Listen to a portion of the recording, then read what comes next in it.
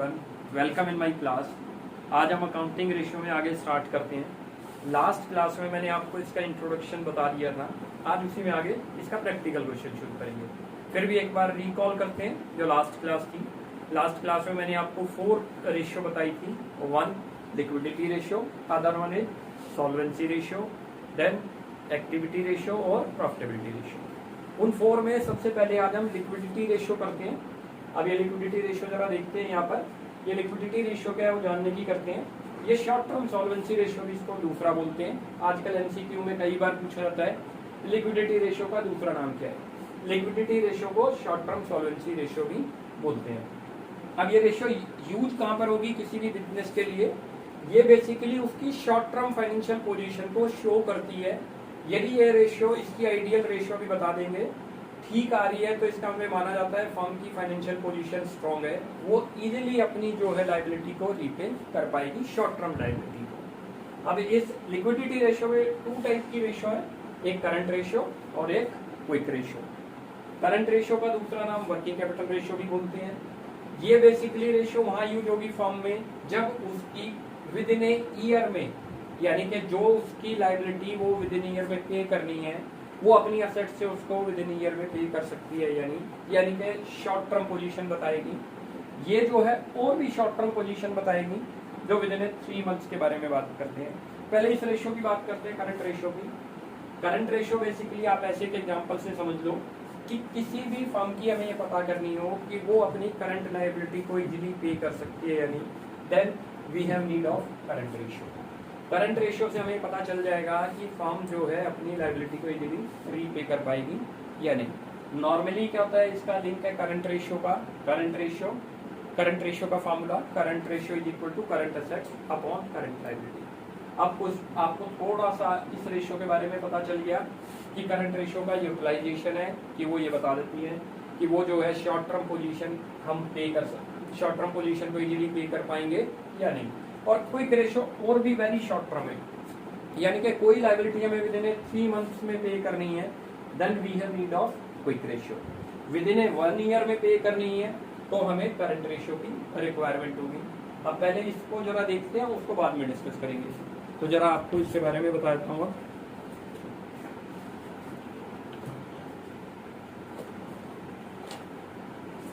ये आपका current ratio बात करते हैं।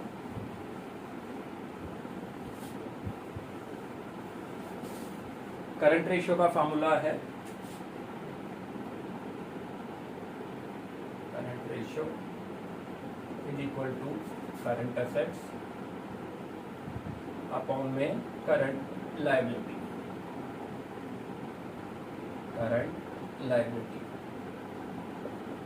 अब ये क्या है वो बताते हैं। मैंने अभी आपको बताया कि करंट रेशियो का यूज किसी भी फर्म के लिए कहाँ पर यूटिलाइजेशन है, ये चेक करने के लिए कि वो अपनी विद इन ईयर में करंट लायबिलिटी को इजीली पे कर सकती है या नहीं। उसके लिए हम करंट रेशियो कैलकुलेट करते हैं। इसका आइडियल रेशियो भी आपको बता देता हूँ। आइडियल रेशियो, यदि फर्म का आइडियल रेशियो 2:1 आ रहा है तो इट्स मीन फर्म की पोजीशन स्ट्रांग है। मीनिंग है कि यदि लायबिलिटी फर्म की एज्यूम करते हैं 1 लाख है, उससे डबल उसके पास असेट्स है, तो इजीली वो अपनी लायबिलिटी को पे कर पाएगी। अब ये चेक करते हैं कि करंट एसेट्स कौन सी होंगी और करंट लायबिलिटी कौन सी होगी। तो इसके लिए मैं एक छोटा चार्ट आपको बना के देता हूँ, आपको उसी में देख लेना। देखो ये करंट एसेट्स में बता देता हूँ कौन कौन सी हैं, और ये करंट लायबिलिटी। करंट एसेट्स में कैश आएगा, बैंक आएगा, कैश एंड कैश इक्विवेलेंट है, यानी कि जो इजीली कैश में कन्वर्ट होंगे वो चीजें हैं सारी। उसके बाद आपका inventory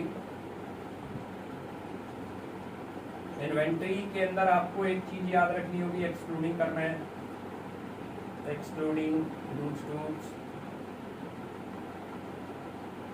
spare parts, stock and spare parts.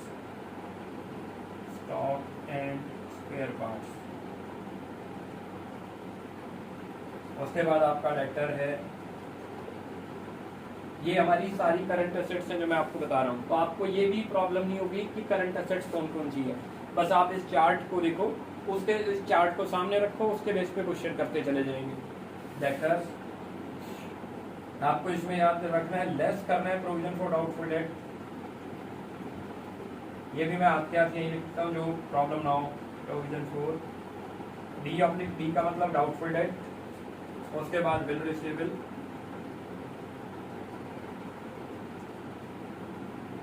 उसके बाद आपका शॉर्ट टर्म इन्वेस्टमेंट,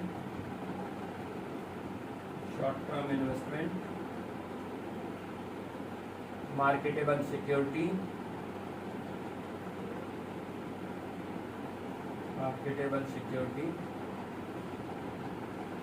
और then marketable security prepaid expenses और एक्रूड इनकम। इसके साथ एक और होता है short term loan and advances, वो भी करंट असेट्स में आएगा। Short term loan and advances, ये सारी मेरी करंट असेट्स हैं जो मैंने लिख दी। नॉर्मली क्या है, कैश और बैंक, कभी कभी कैश और बैंक को कैश एंड इक्विवेलेंट बोलते हैं। इन्वेंट्री लेना है, इन्वेंट्री को स्टॉक बोलते हैं, आपको याद रखना होगा। लेकिन कभी भी आपको इसके अंदर इन्वेंट्री के साथ इंक्लूडिंग लूज टूल्स है तो आपको उसको सब्ट्रैक्ट कर देना है जब हम करंट रेशियो कैलकुलेट करेंगे। यानी कि कभी इन्वेंट्री में लूज टूल्स या stock and spare parts involve है तो it will be subtract from inventory. ऐसे ही जब हम डेटर लेंगे तो डेटर दो तरीके के होंगे, एक ग्रॉस डेटर और एक नेट डेटर। हमें नेट डेटर लेने हैं, यानी कि डेटर में से यदि डाउटफुल डेट क्वेश्चन में मेंशन है तो उसको सब्ट्रैक्ट कर देंगे। उसके बाद बिल रिसीवेबल, फिर उसके बाद short term investment, marketable security, prepaid expenses, accrued income, और next short term loan and advances, that is our current assets. ये सारी हमारी क्या है, करंट असेट्स। अब ऐसे ही देखो करंट लायबिलिटी नहीं है हमारी, क्रेडिटर्स, बिल्स पेबल, ये लिख देता हूँ, आपको अच्छी तरह से याद भी हो जाएंगे, आपको लर्न करने की जरूरत ही नहीं है। ये चार्ट सामने रखो और उसी से क्वेश्चन हो जाएंगे। Short term loan,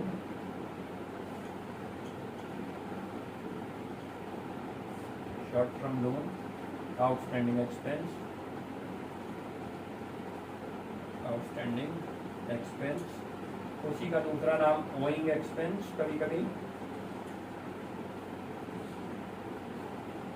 provision for tax,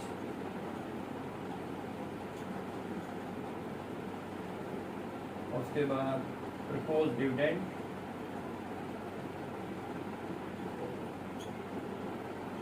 unclaimed dividend,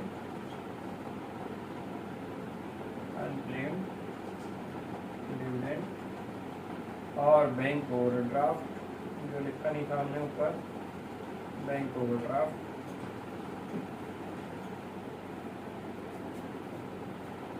creditor को बोलते हैं, क्रेडिटर बिल्स पेबल को ट्रेड रिसीवेबल, ये यहाँ लिख देता हूँ आपको,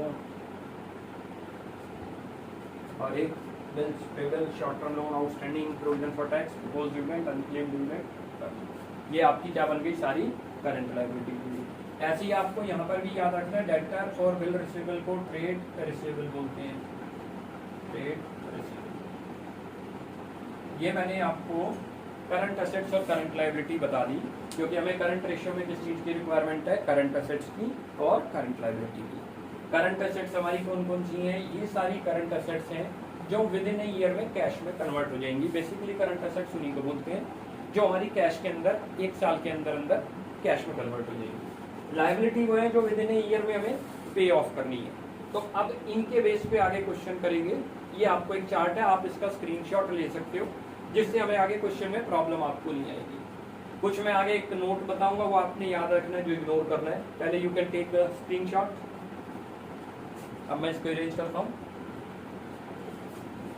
आपको नोट करना है, जो चीज आपने कभी नहीं लेनी वो ज्यादातर कंफ्यूज करती है हमको।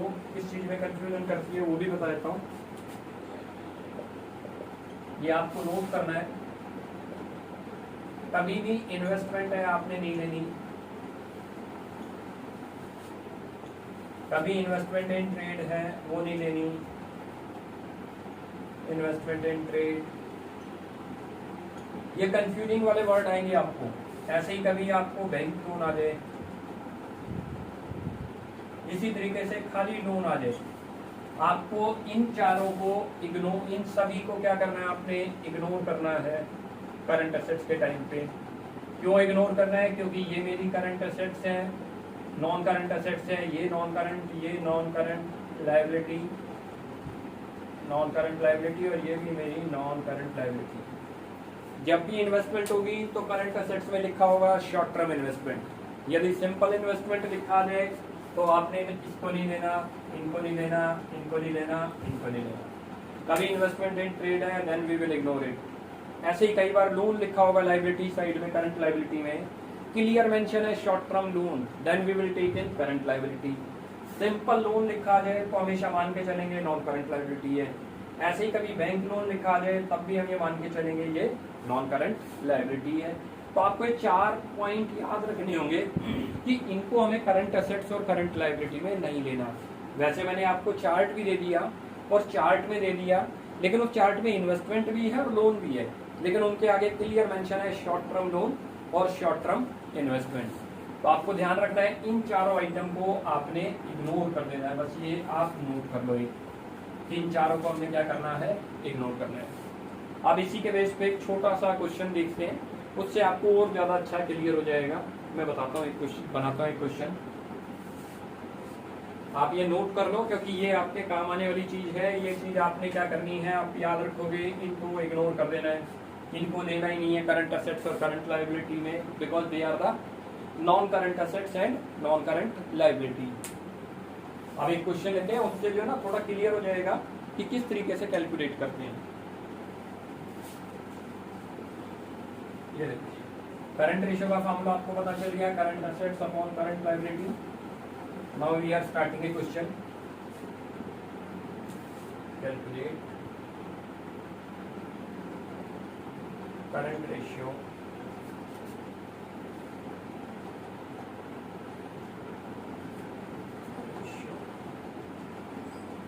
from the following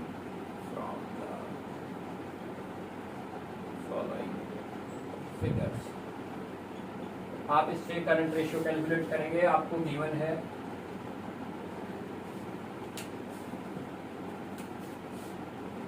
कैश, हमें गिवन है 40,000,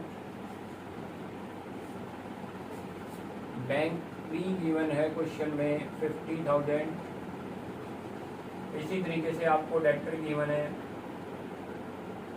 60,000 including provision for doubtful debt, provision for doubtful debt rupee 10,000। आपको 10,000 उसमें गिवन है। इसी तरीके से आपको इन्वेंट्री गिवन है। मैंने आपको इन्वेंट्री बताई थी, इन्वेंट्री को स्टॉक बोलते हैं, वो आपको दे रखा है इन्वेंट्री 1,70,000 इंक्लूडिंग लूज टूल्स रुपी 20,000। लूज टूल्स में आपको 20,000 इन्वॉल्व है, 90, 140। इसको 10,000 ही लेते हैं एक बार, क्यों कैलकुलेशन इजी हो जाएगी हमारे लिए। आप जरा यहाँ दूसरी जगह चेक करते हैं कि कितना आ रहा है। क्रेडिटर आपको दे रखे हैं, क्रेडिटर आपको है 1 लाख एंड बिल्स पेबल भी दे रखे हैं 50,000। अब जरा क्वेश्चन इसके बेस पे, ये एक मैंने क्वेश्चन बना दिया जिसके बेस पे हम करंट रेशियो कैलकुलेट करते हैं। इसमें हमें क्वेश्चन में गिवन है, आपको भी ऐसी गिवन होगी, क्वेश्चन में करंट एसेट्स दे रखी होंगी, करंट लायबिलिटी दे रखी होंगी। ऐसे ही कभी कभी क्वेश्चन में कंफ्यूज करने के लिए हमें क्या है, नॉन करंट भी दे देगा, जैसे कि आपको ये दे दिया, और लोन भी बता दिया आपको 3 लाख। अब इनमें से हमें खुद छांटना है कि कौन सी करंट एसेट्स है और कौन सी करंट लायबिलिटी है। जरा चेक करते हैं। देखो, आपको मैंने लिस्ट में कैश भी था, तो मैं लिखता चलता हूँ करंट रेशियो का फॉर्मूला। करंट रेशियो आपको बताया था, current ratio current assets upon current liability. तो हम यहाँ देख सकते हैं कौन कौन सी करंट एसेट्स है हमारी। ये देखो, करंट एसेट्स में कैश भी करंट एसेट्स है। आप लिस्ट उठाओगे, उसमें दे रखा है आपको बैंक भी आपको बता रखा था उसी लिस्ट में। उसके बाद आगे चलो, डेटर दे रखे हैं, बट डेटर में क्या चीज इन्वॉल्व हो गई है, doubtful. That I told you if provision for doubtful debt will come it will be subtract from debtor. उसको डेटर में से क्या कर देंगे, माइनस कर देंगे। Then we will take the debtor 50,000। उसके बाद आगे चलते हैं, ऐसी हमें इन्वेंट्री दे रखी है। इन्वेंट्री कितनी दे रखी है, 170। इसमें भी आई टोल्ड यू यदि आपको लूज टूल्स मेंशन है या स्टॉक एंड स्पेयर पार्ट्स हैं, उसको हम क्या कर देंगे, इसमें से सबट्रैक्ट कर देंगे, यानी कि उनको नहीं लेंगे। सबट्रैक्ट करते हैं तो ये कितना आ गया आपका, 160। उसके बाद आगे चलते हैं, क्रेडिटर। क्रेडिटर कितना दे रखा है, 1 लाख। देखो जी, करंट लायबिलिटी है, लिस्ट आप उठाओ, आपको लिस्ट में सब चीज पता चल जाएंगी, कौन सा असेट से कौन सी लायबिलिटी। बिल्स पे बिल भी दे रखे हैं, देख लो। उसके बाद आगे चलते हैं, देखो इसमें लैंड दे रखा है। लैंड के अंदर 2 लाख दे रखा है। आपको पता है लैंड करंट असेट्स की लिस्ट में मैंने मेंशन नहीं करी, क्योंकि ये हमारी क्या चीज बनती है, नॉन करंट असेट्स, ये नहीं आएगी। उसके बाद ये क्या बनता है, लोन, ये नॉन करंट लायबिलिटी, ये भी नहीं आएगा। तो 2 आइटम इसमें इग्नोर करनी है और सारी आइटम हमने ले ली। अब इसको जरा कैलकुलेट करें, टोटल करते हैं तो टोटल आपका ऊपर बन गया 3 लाख और नीचे आपका आ गया 1,50,000। यदि इस रेशियो को कैलकुलेट करें, कैसे रेशियो को कैलकुलेट करते हैं, देखो लास्ट वाला जो होगा डिनोमिनेटर उसको 1 बनाएंगे, यानी कि ये यदि 1 है, इसको इस फॉर्म में लिख सकते हैं हम, देखो S2 2 लाख, क्योंकि हमने रेशियो की फॉर्म में निकालना है। लास्ट वाली फिगर आपने क्या करनी है, उसको 1 बनाना है। 1 बनाने का मतलब है सेम नंबर से डिवाइड कर दो दोनों फिगर को, तो आपकी रेशियो जो आ गई वो कितनी आ गई, 2:1। ये मेरी क्या चीज आ गई है, करंट रेशियो।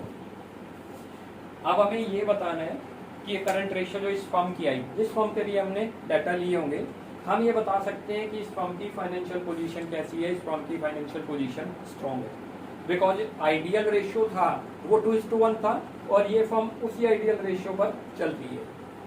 अब जरा ये बात करते हैं थोड़ा सा, इसी क्वेश्चन को एक बार आप देख लो थोड़ा सा, उसके बाद आगे चलते हैं। यदि ये रेशियो कम आ जाए किसी फर्म की या ज्यादा आ जाए तो क्या चेंज होगा, तो वो जरा देखते हैं एक बार। वो मैं आप यहीं पर देखते हैं, लेट करते हैं इस फर्म की 1 लाख लायबिलिटी है, तो इसकी असेट्स इससे डबल है, इजीली अपनी लायबिलिटी को रीपे कर देगी। यदि ये कम हो जाए तब क्या फर्क पड़ेगा रेशियो का। लेट करो कि ये 1.5:1 हो, तो कंपनी की पोजीशन यानी कि उतनी स्ट्रॉन्ग नहीं है, कंपनी के पास उतनी वर्किंग कैपिटल नहीं है जिससे वो अपनी लायबिलिटी को रीपे कर पाए। तो कम होना कंपनी फर्म के लिए क्या है, नेगेटिव साइन है, और जो है उसके अंदर ये होता है कि उसको अपनी जो करंट लायबिलिटी की पेमेंट है वो पे करने में प्रॉब्लम आ सकती है। अब यदि ये ज़्यादा हो जाए तब क्या होगा, लेट करो कि ये 5:1 हो जाए, तब सोचते हैं जरा। वो वैसे तो स्ट्रॉन्ग है पोजीशन, सोचा जाए 5:1।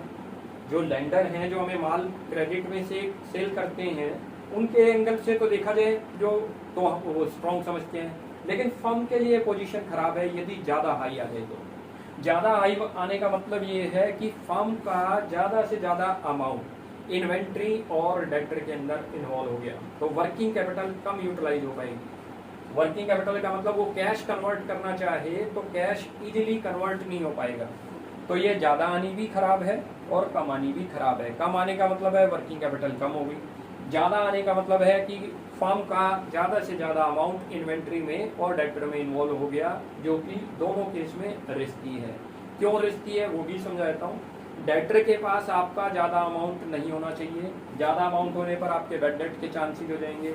ज़्यादा अमाउंट डेटर के पास है, डेटर मीन्स जिनको हमने क्रेडिट में सेल कर रखा है, ज़्यादा अमाउंट उनके पास जाने का मतलब ये है कि उनसे जो है हम इन्वेस्टमेंट जो आप करेंगे अपने अमाउंट को दोबारा कन्वर्ट करते हैं इन्वेस्टमेंट में, वो टफ होगा क्योंकि उनसे पैसा लेट आ रहा है। इन्वेंट्री में भी ज़्यादा पैसा इन्वेस्ट होने का मतलब है आपके वेयर हाउस चार्जेज बढ़ जाएंगे। कल यदि आपकी स्टॉक का रेट यदि रिड्यूस हो गया तो भी आपके लिए रिस्क है। तो ये ज़्यादा आना भी खराब है फर्म के लिए और कम आना भी खराब है फर्म के लिए। इसका आइडियल रेशियो कितना होना चाहिए, 2:1। यानी किसी फर्म की लायबिलिटी यदि 1 है यानी कि 1 लाख है तो उसके पास करंट असेट्स कितनी होनी चाहिए, 2 लाख। तो ऐसी फर्म ज़्यादातर बेटर फर्म मानी जाएंगी क्योंकि वो अपनी लायबिलिटी को इजीली पे कर पाएंगी। तो मेरे ख्याल से आपको ये क्लियर हो गया होगा आज जो बताया। इसको हल्का सा एक बार रिकॉल करते हैं जरा सा। उसमें मैंने आज आपको आई टोल्ड यू लिक्विडिटी रेशियो में 2 रेशियो बताई थी। 2 रेशियो है, करंट रेशियो और एक क्विक रेशियो। फर्म की जो लिक्विडिटी रेशियो है short term financial position show करती है। शॉर्ट टर्म का मतलब कंपनी अपनी विद इन ईयर में, शॉर्ट टर्म का मतलब ये है कि with in year. Current ratio के लिए विद इन ईयर है और क्विक रेशियो के लिए वेरी शॉर्ट टर्म है, मीनिंग 3 मंथ्स में अपनी लायबिलिटी को इजीली रीपे कर पाएगी। यानी रीपे कैसे कर पाएगी? जब उसकी असेट्स कैश में कन्वर्ट हो पा रही हैं इजीली या नहीं विद इन ईयर में, तो उससे हम जो है ये पता लगा देंगे कि फर्म की पोजीशन कैसी है। तो अभी पहले करंट रेशियो आज मैंने आपको कराया। करंट रेशियो में मैंने आपको करंट असेट्स और करंट लायबिलिटी की लिस्ट दे दी है। आपको वो लिस्ट याद रखनी है, उस लिस्ट को नोट कर लेना है। उसी के बेस पे हमारे स्टार्टिंग के क्वेश्चन शुरू हो जाएंगे। अच्छा, साथ में आपको याद रखना है, मैंने आपको 4 आइटम बताई हैं जो ज़्यादातर कंफ्यूज करती हैं कि उनको करंट असेट्स में इन्वॉल्व करें या ना करें। तो आपको याद रखना है, इन्वेस्टमेंट खाली दे रखी है तो नॉन करंट असेट्स होगी, करंट असेट्स में नहीं आएगी। इन्वेस्टमेंट इन ट्रेड दे रखा है, वो भी नहीं आएगी। क्लियर मेंशन होना चाहिए शॉर्ट टर्म इन्वेस्टमेंट, जो कि आपको करंट असेट्स की लिस्ट में दे दिया। ऐसे ही आपको मैंने लायबिलिटी बताई। लायबिलिटी भी यदि खाली लोन लिखा हुआ है तो it will B non current liability. Short term होगा तो करंट लायबिलिटी में तभी आएगा जब वो शॉर्ट टर्म लोन हो, या खाली बैंक लोन है वो भी हमारी क्या होगी, नॉन करंट लायबिलिटी मानी जाएगी, वो भी लिस्ट में नहीं आएगी। फिर उसके बाद हमने एक क्वेश्चन लिया, जो ये फिगर आपके सामने आ गई थी। ऐसे ही आपको क्वेश्चन आएगा, आपको थोड़ा इसके अंदर याद रखना है, 2 पॉइंट अच्छी तरह से याद रखनी है। कभी भी जो है आपको इन्वेंट्री है, यदि सिंपल इन्वेंट्री है या स्टॉक है तो कोई प्रॉब्लम नहीं, लेकिन उसके ब्रैकेट में कभी लिखा आ जाए कि उसके अंदर ये चीज इन्वॉल्व होगी, लूज टूल्स इन्वॉल्व हो गया। एक्चुअली ये इसको सब्ट्रैक्ट क्यों करते हैं वो भी आपको बता देता हूँ। क्योंकि लूज टूल्स बेसिकली क्या है, हमारे रिपेयर मेंटेनेंस में काम आने हैं, वो कैश में कन्वर्ट नहीं होते कभी लूज टूल्स, इसलिए हम इनको क्या करते हैं, सब्ट्रैक्ट करते हैं। ऐसी डेटर है, डेटर में से हमने डाउटफुल डेट्स को क्यों सब्ट्रैक्ट करा, ये भी लॉजिक है कि क्यों करते हैं हम इसको सब्ट्रैक्ट। लॉजिक ये है, आपके डेटर हैं, हमारी पास्ट हिस्ट्री हमें ये बता देगी कि हर साल हमारा कुछ ना कुछ बैड डेट होगा, तो हम पहले ही माइंड मेकअप करते हैं कि हम इतना सेल करेंगे तो इतना डाउटफुल होगा, जितना परसेंटेज लास्ट ईयर से निकला है। अब यहाँ पता चलता है इस फर्म को उम्मीद है कि मेरा कितना पैसा डूब जाएगा, डूबने का मतलब कितना पैसा बैड डेट हो सकता है, 10,000। तो ये कैश, हम ये थोड़ी मान लेंगे कि कैश जो है वो 60 उसके पास आ जाएगा, हमें ये मान के चलना है कि उसके पास कैश कितना आएगा, 50, इसीलिए इसको भी सब्ट्रैक्ट करते हैं। तो ज्यादातर क्वेश्चनों में ये 2 पॉइंट आ जाएंगे कि कभी कभी इन्वेंट्री में इंक्लूड होगा और कभी आपको डेटर में इंक्लूड होगा प्रोविजन, तो आप उसको क्या कर देंगे, सब्ट्रैक्ट कर देंगे। तो ये क्वेश्चन लिया था। अच्छा, क्वेश्चन के अंदर ही क्या है, हमें क्वेश्चन में कभी करंट नॉन करंट एसेट्स भी दे देगा और नॉन करंट लायबिलिटी भी, तो हमें खुद सोचना है कि ये इसमें इन्वॉल्व नहीं होगी। जैसे इस क्वेश्चन में देखो, मैंने लैंड भी ले लिया और इसमें मैंने लोन भी ले लिया, ये दोनों उसने क्या कर दिया, कंफ्यूज करने के लिए क्वेश्चन में डाल दिए। उसको हमें क्या लिस्ट दे रखी है, आप लिस्ट सामने रखो, क्वेश्चन में चेक करो लैंड है या नहीं, नहीं है तो आप लेंगे नहीं। जो लिस्ट दी उसके अलावा कोई करंट एसेट्स नहीं होगी, और जो आपको लिस्ट दे दी उसमें जो करंट लायबिलिटी थी उसमें नॉन करंट लायबिलिटी। अब इसके बेस पे फिर हमने एक क्वेश्चन कर लिया था करंट रेशियो का, करंट रेशियो हमने फाइंड आउट कर लिया। अब ये करंट रेशियो जितना आया उसको यदि हमें एनालिसिस करना हो तो एनालिसिस भी किया जा सकता है कि यदि ये 2:1 आया, दैट इज आइडियल रेशियो, क्योंकि करंट रेशियो का आइडियल रेशियो क्या है, 2:1। ये भी वाइवा में पूछा जाता है। ऐसी फर्म को ये माना जाता है ये फर्म अपनी शॉर्ट टर्म पोजीशन के लिए स्ट्रॉन्ग फर्म है, इजीली ये पे कर पाएगी। एग्जाम्पल से भी देख लो आप, ये 1 लाख आ रहा है और ये 2 लाख आ रहा है, तो इसका मतलब हमारे पास उससे डबल असेट्स हैं। सारी असेट्स ना भी कैश में कन्वर्ट हो तो 1 लाख तो बड़े आराम से हो जाएगी। तो हमारा करंट रेशियो आइडियल रेशियो क्या था, 2:1। ये भी गुड। मैंने आपको बताया यदि ये कम हो जाए तो भी हम एनालिसिस करेंगे, वो भी नेगेटिव साइन है कंपनी के लिए। क्यों नेगेटिव है, क्योंकि कंपनी के पास वर्किंग कैपिटल कम है ऐसे केस में। लेकिन यदि ये ज्यादा आ जाए वो भी खराब साइन है कंपनी के लिए। क्यों खराब साइन है बिजनेस के लिए, क्योंकि उसका बहुत सारा अमाउंट इन्वेंट्री और डेटर में इन्वॉल्व है, जो कि रिस्क है। इसलिए नॉर्मली ये 2:1 के नियर अबाउट होना चाहिए, ना कम और ना इससे ज्यादा होना चाहिए। थोड़ा बहुत ज्यादा है वो चलता है, बहुत ज्यादा नहीं आना चाहिए। थोड़ा बहुत कम है तो भी है, लेकिन बहुत कम नहीं। लेकिन एक्यूरेट आइडियल ये है, आपकी लायबिलिटी जितनी है उससे उसकी असेट्स आपसे डबल होनी चाहिए। तो मेरे ख्याल से आज आपको ये समझ आ गया होगा, इसको अच्छी तरह से आप देख लेंगे। और नेक्स्ट क्लास में फिर हम इसका एडवांस क्वेश्चन शुरू करेंगे। उसके बाद फिर नेक्स्ट में ट्राई करेंगे कि हम जो है नेक्स्ट रेशियो भी शुरू कर दें, जो कि लिक्विडिटी रेशियो के अंदर ही दूसरी थी, एसिड टेस्ट रेशियो, जिसमें वेरी शॉर्ट टर्म पोजीशन पता चलेगी फर्म। तो अब आप इसको एक बार कॉपी वो कर लेंगे, स्क्रीनशॉट ले लेंगे और इसको रीड करते हैं। नेक्स्ट क्लास में मिलते हैं। Okay, bye.